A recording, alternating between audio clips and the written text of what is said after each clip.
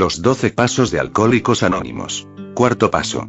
Sin miedo hicimos un minucioso inventario moral de nosotros mismos. Al ser creados, fuimos dotados de instintos para un propósito. Sin ellos, no seríamos seres humanos completos. Si los hombres y las mujeres no se esforzaron por tener seguridad personal, si no se molestaran en cosechar su alimento o en construir sus moradas, no podrían sobrevivir. Si no se reprodujeran, la tierra no estaría poblada. Si no hubiera ningún instinto social, si a los seres humanos no les importara disfrutar de la compañía de sus semejantes, no existiría sociedad alguna. Por lo tanto, estos deseos, de relaciones sexuales, de seguridad material y emocional, y de compañerismo, y sin duda provienen de Dios. No obstante, estos instintos, tan necesarios para nuestra existencia, a menudo sobrepasan con mucho los límites de su función apropiada. Poderosa y ciegamente, y muchas veces de una manera sutil, nos impulsan, se apoderan de nosotros, e insisten en dominar nuestras vidas. Nuestros deseos de sexo, de seguridad material y emocional, y de un puesto eminente en la sociedad a menudo nos tiranizan. Cuando se salen así de sus cauces, los deseos naturales del ser humano, le crean grandes problemas. De hecho, casi todos los problemas que tenemos, tienen su origen aquí. Ningún ser humano, por bueno que sea, es inmune a estos problemas. Casi todo grave problema emocional se puede considerar como un caso del instinto descarriado. Cuando esto ocurre, nuestros grandes bienes naturales, los instintos, se han convertido en debilidades físicas y mentales. El cuarto paso es nuestro enérgico y esmerado esfuerzo para descubrir cuáles han sido, y siguen siendo, para nosotros estas debilidades. Queremos saber exactamente cómo, cuándo y dónde nuestros deseos naturales nos han retorcido. Queremos afrontar, sin pestañear, la infelicidad que esto ha causado a otras personas y a nosotros mismos. Al descubrir cuáles son nuestras deformaciones emocionales, podemos empezar a corregirlas.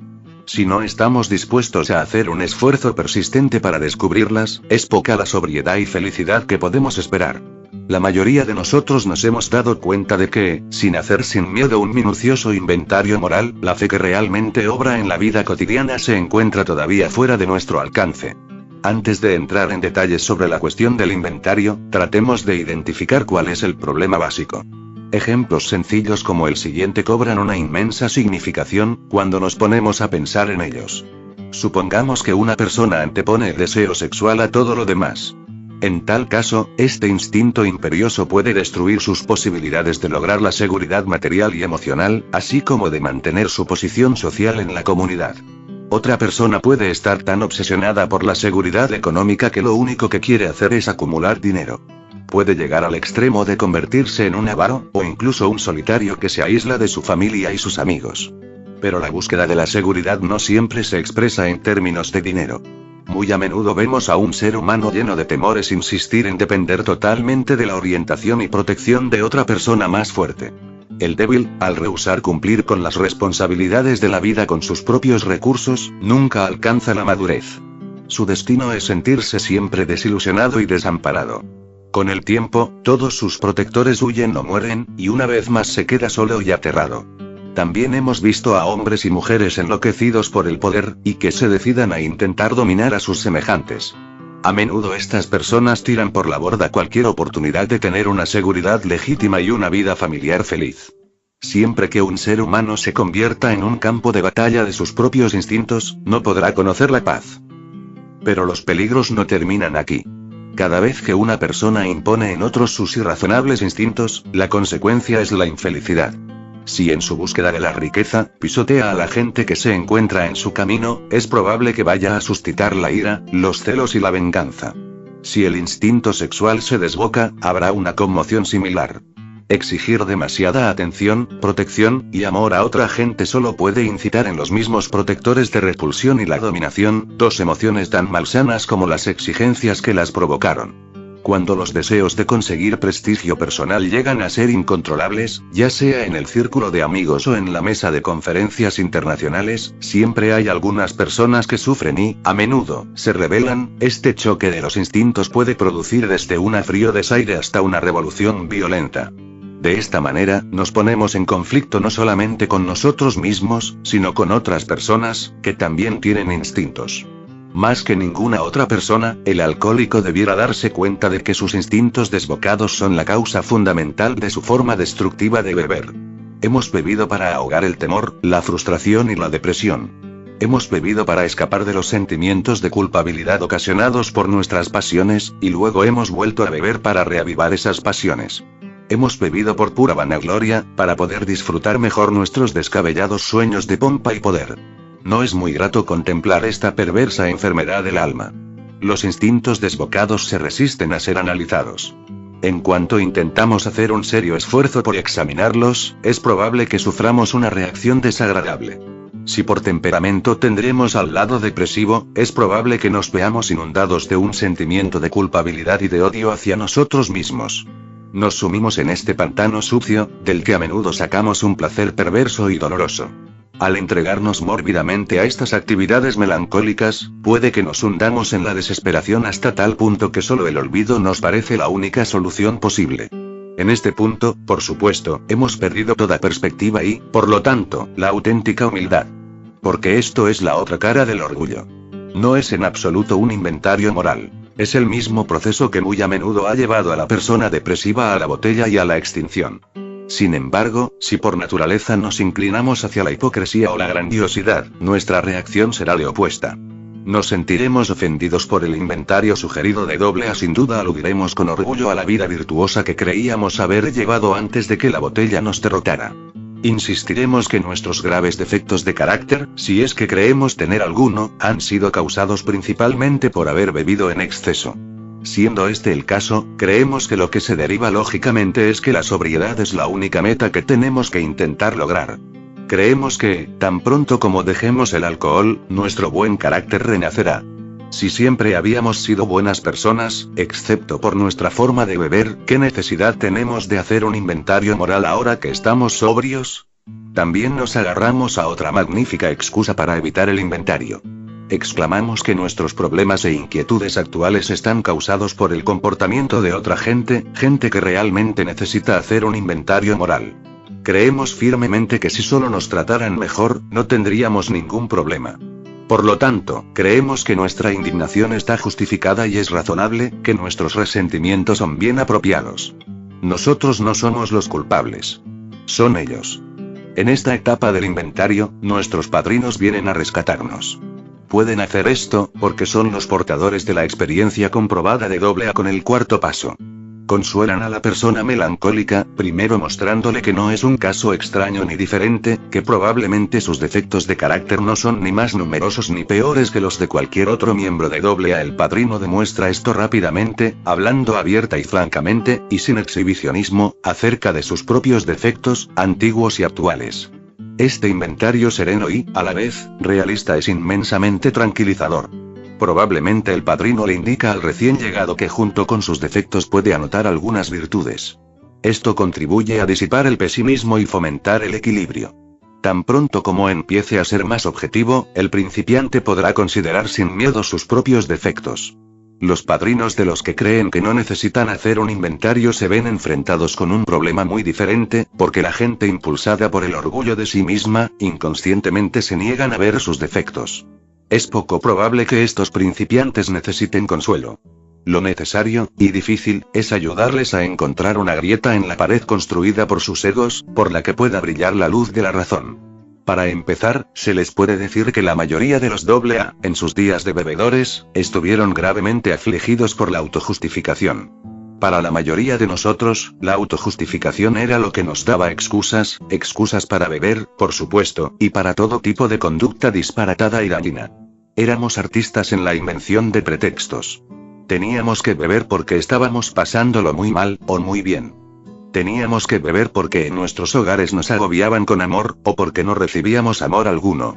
Teníamos que beber porque en nuestros trabajos teníamos un gran éxito, o porque habíamos fracasado. Teníamos que beber porque nuestro país había ganado una guerra o perdido la paz. Y así fue, ad infinitum. Creíamos que las circunstancias nos impulsaban a beber, y cuando habíamos intentado corregir estas circunstancias, al ver que no podíamos hacerlo a nuestra plena satisfacción, empezamos a beber de forma desenfrenada y nos convertimos en alcohólicos. Nunca se nos ocurrió pensar que nosotros éramos quienes teníamos que cambiar para ajustarnos a las circunstancias, fueran cuales fueran. Pero en AA, poco a poco llegamos a darnos cuenta de que teníamos que hacer algo respecto a nuestros resentimientos vengativos, nuestra autoconmiseración, y nuestro poco merecido orgullo. Teníamos que reconocer que cada vez que nos las dábamos de personajes, la gente se volvía en contra nuestra. Teníamos que reconocer que cuando albergábamos rencores y planeábamos vengarnos por tales derrotas, en realidad nos estábamos dando golpes a nosotros mismos con el garrote de la ira, golpes que habíamos querido asestar a otros. Nos dimos cuenta de que si nos sentíamos gravemente alterados, lo primero que teníamos que hacer era apaciguarnos, sin importarnos la persona o las circunstancias que nosotros creyéramos responsables de nuestro trastorno. A muchos de nosotros nos costaba mucho tiempo ver lo engañados que estábamos por nuestras volubles emociones. Podíamos verlas rápidamente en otras personas, pero tardábamos mucho en verlas en nosotros mismos. Ante todo, era necesario admitir que teníamos muchos de estos defectos, aunque el hacerlo nos causara mucho dolor y humillación. En lo que respecta a otra gente, teníamos que eliminar la palabra culpa de nuestro vocabulario y de nuestros pensamientos. Para poder empezar a hacer esto, nos hacía falta mucha buena voluntad. Pero una vez salvados los 2 o 3 primeros obstáculos, el camino nos parecía cada vez más fácil de seguir. Porque habíamos empezado a vernos en nuestra justa medida, es decir, habíamos adquirido más humildad.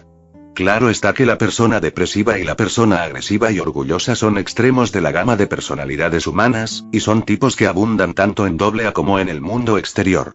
Muchas veces estas personalidades se presentan de forma tan definida como en los ejemplos que hemos dado. Pero con la misma frecuencia se encuentran algunas que casi pueden clasificarse en ambas categorías.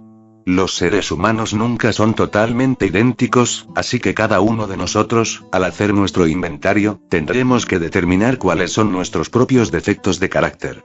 Cuando encuentre los zapatos a su medida, debe ponérselos y andar con la seguridad de que por fin está en el buen camino. Reflexionemos ahora sobre la necesidad de hacer una lista de los defectos de personalidad más pronunciados que todos tenemos en diversos grados. Para los que tienen una formación religiosa, en esta lista aparecerían graves violaciones de principios morales. Otros la consideran como una lista de defectos de carácter. Y otros un catálogo de inadaptaciones. Algunos se sentirán muy violentos si se habla de inmoralidad, y mucho más si se habla de pecado. Pero todo aquel que dispone de un mínimo de sensatez, estará de acuerdo en un punto. Que dentro del alcohólico hay muchas cosas que no funcionan bien, y que hay mucho que hacer para remediarlas si esperamos lograr la sobriedad, hacer el progreso y tener una verdadera capacidad para enfrentarnos a las realidades de la vida. Para evitar caer en la confusión discutiendo sobre los nombres que se deben dar a estos defectos, utilicemos una lista universalmente aceptada de las principales flaquezas humanas, los 7 pecados capitales: soberbia, avaricia, lujuria, ira, gula, envidia y pereza. No es casualidad que la soberbia encabece la lista. Porque la soberbia, que conduce a la autojustificación, y que está siempre espoleada por temores conscientes o inconscientes, es la que genera la mayoría de las dificultades humanas, y es el principal obstáculo al verdadero progreso. La soberbia nos hace caer en la trampa de imponer en nosotros mismos y en otra gente exigencias que no se pueden cumplir sin pervertir o abusar de los instintos que Dios nos ha dotado. Cuando la satisfacción de nuestro instinto de sexo, de seguridad y de disfrutar de la compañía de nuestros semejantes se convierte en la única meta de nuestras vidas, entonces aparece la soberbia para justificar nuestros excesos. Todas estas flaquezas generan el miedo que es, en sí mismo, una enfermedad del alma. Luego, el miedo, a su vez, genera más defectos de carácter. Un temor exagerado de no poder satisfacer nuestros instintos nos lleva a codiciar los bienes de otros, a tener avidez de sexo y de poder, enfurecernos al ver amenazadas nuestras exigencias instintivas, a sentir envidia al ver realizadas las ambiciones de otra gente y las nuestras frustradas. Comemos más, bebemos más y tratamos de coger más de lo que necesitamos de todo, temiendo que nunca tendremos lo suficiente. La perspectiva del trabajar nos asusta tan profundamente que nos hundimos en la pereza. Holgazaneamos, y tratamos de dejarlo todo para el día de mañana, o, si trabajamos, lo hacemos de mala gana y a medias. Estos temores son como plagas que van royendo los cimientos sobre los que tratamos de construir una vida. Así que cuando AA sugiere que hagamos sin miedo un inventario moral, tiene que parecerle al recién llegado que se le pide más de lo que puede hacer. Cada vez que intenta mirar en su interior, tanto su orgullo como sus temores le hacen retroceder. El orgullo dice, no hace falta que te molestes en hacerlo, y el temor le dice, no te atrevas a hacerlo. Pero según el testimonio de los AA que han intentado sinceramente hacer un inventario moral, el orgullo y el miedo en estos momentos no son sino espantajos. Una vez que estemos plenamente dispuestos a hacer nuestro inventario, y que nos dediquemos a hacerlo con todo esmero, una luz inesperada nos llega para disipar la neblina. Conforme perseveramos en el intento, nace una nueva seguridad, y el alivio que sentimos al enfrentarnos por fin con nosotros mismos es indescriptible. Estos son los primeros frutos del 4 paso. Al llegar a este punto, es probable que el principiante haya sacado las siguientes conclusiones. Que sus defectos de carácter, que representan sus instintos descarriados, han sido la causa primordial de su forma de beber y de su fracaso en la vida. Que, a no ser que esté dispuesto a trabajar diligentemente para eliminar sus peores defectos, tanto la sobriedad como la tranquilidad de mente quedarán fuera de su alcance. Que tendrá que derribar los cimientos defectuosos de su vida y volver a construirlos sobre roca firme. Ahora, dispuesto a empezar la búsqueda de sus propios defectos, se preguntará a sí mismo, ¿cómo debo proceder exactamente? ¿Cómo hago un inventario personal?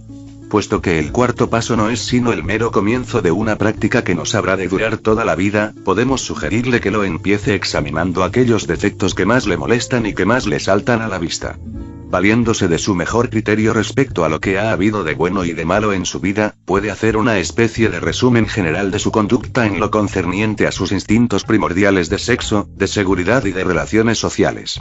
Al repasar su vida anterior, puede comenzar fácilmente el proceso con una consideración de algunas preguntas como las siguientes.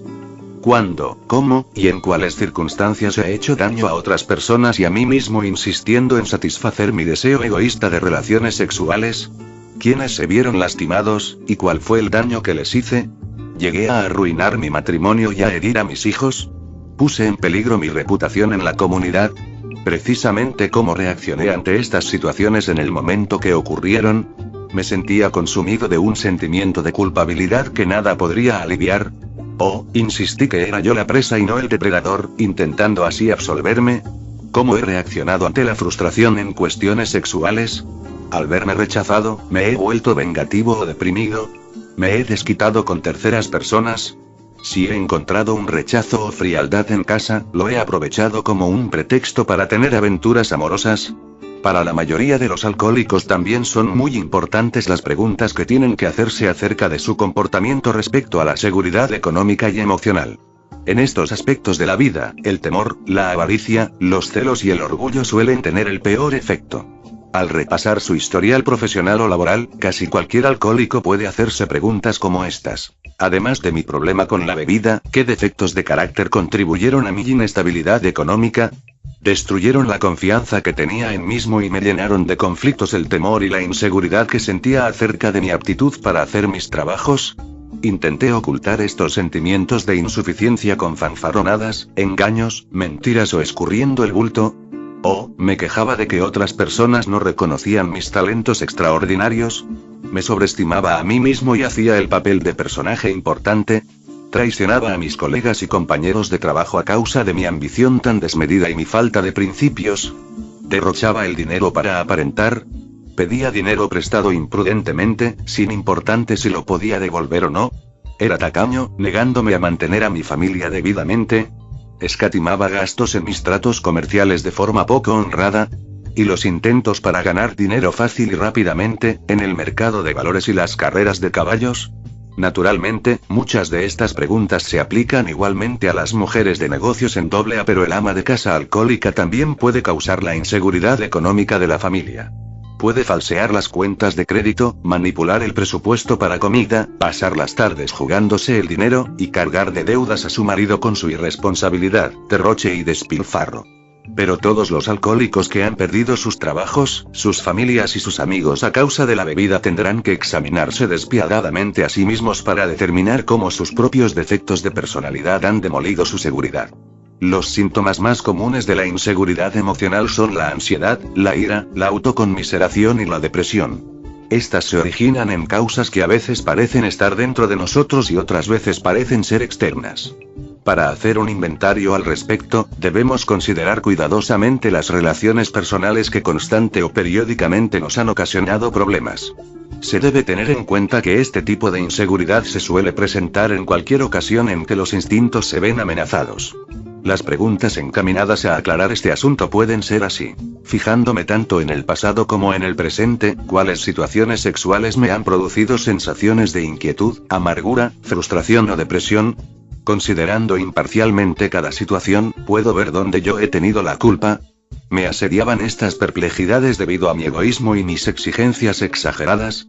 O, si mi trastorno parecía ser provocado por el compartimiento de otras personas, ¿por qué carezco de la capacidad para aceptar las circunstancias que no puedo cambiar? Estas son las preguntas básicas que pueden revelar el origen de mi desasosiego e indicar si tengo la posibilidad de cambiar mi propia conducta para así adaptarme serenamente a la autodisciplina. Supongamos que la inseguridad económica suscita constantemente estos mismos sentimientos. Puedo preguntarme a mí mismo hasta qué punto mis propios errores han nutrido las inquietudes que me van carcomiendo. Y si las acciones de otra gente forman parte de la causa, ¿qué puedo hacer al respecto? Y si no puedo cambiar las circunstancias actuales, ¿estoy dispuesto a tomar las medidas necesarias para adaptar mi vida a estas circunstancias? Estas preguntas, y otras muchas que se nos ocurrirán según el caso particular, contribuirán a descubrir las causas fundamentales. Pero nuestras relaciones retorcidas con nuestra familia, nuestros amigos y la sociedad en general son las que nos han causado el mayor sufrimiento a muchos de nosotros. Hemos sido fundamental que nos hemos negado a reconocer es nuestra incapacidad para sostener una relación equilibrada con otro ser humano. Nuestra egomanía nos crea dos escollos desastrosos. O bien insistimos en dominar a la gente que conocemos, o dependemos excesivamente de ellos. Si nos apoyamos demasiado en otras personas, tarde o temprano nos fallarán, porque también son seres humanos y les resulta imposible satisfacer nuestras continuas exigencias. Así alimentada, nuestra inseguridad va haciéndose cada vez más acusada. Si acostumbramos intentar manipular a otros para que se adapten a nuestros deseos obstinados, ellos se rebelan y se nos resisten con todas sus fuerzas. Entonces nos sentimos heridos, nos vemos afligidos de una especie de manía persecutoria y del deseo de vengarnos. Al redoblar nuestros esfuerzos para dominar, y seguir fracasando en este intento, nuestro sufrimiento llega a ser agudo y constante. Nunca hemos intentado ser un miembro de la familia, un amigo entre amigos, un trabajador entre otros trabajadores, y un miembro útil de la sociedad. Siempre hemos luchado por destacarnos del montón o por escondernos. Este comportamiento egoísta nos impedía tener una relación equilibrada con cualquier persona a nuestro alrededor. No teníamos la menor comprensión de lo que es la auténtica hermandad. Algunos pondrán reparos a muchas de las preguntas formuladas, porque creen que sus propios defectos de carácter no eran de tanta envergadura. A estas personas se les puede sugerir que un examen concienzudo probablemente sacará a relucir esos mismos defectos a los que se referían las preguntas molestas. Ya que vista superficialmente nuestra historia no parece ser tan mala, a menudo nos asombramos al descubrir que así parece porque hemos enterrado estos defectos de carácter bajo gruesas capas de autojustificación. Sean cuales sean, estos defectos emboscados nos han tenido la trampa que acabó por llevarnos al alcoholismo y la infelicidad. Por lo tanto, al hacer nuestro inventario la palabra clave es minuciosidad. Para tal fin, es aconsejable poner por escrito nuestras preguntas y respuestas. Nos ayudará a pesar con claridad y a evaluar nuestra conducta con sinceridad. Será la primera muestra palpable de que estamos completamente dispuestos a seguir adelante.